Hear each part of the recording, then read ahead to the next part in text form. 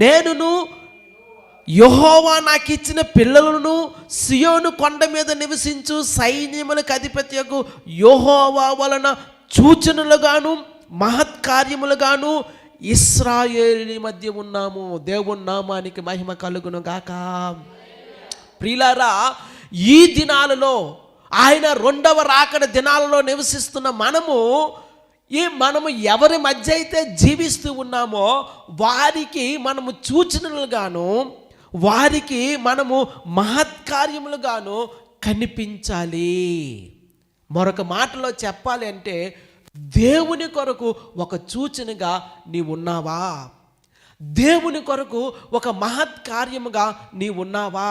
నిన్ను చూసిన వారు ఒక సూచన చూచినట్టుగా ఫీల్ అవ్వాలి. నిన్ను చూసిన వారు ఒక మహత్కార్యాన్ని చూసినట్లుగా వారు ఫీల్ అవ్వాలి. దేవుని నామానికి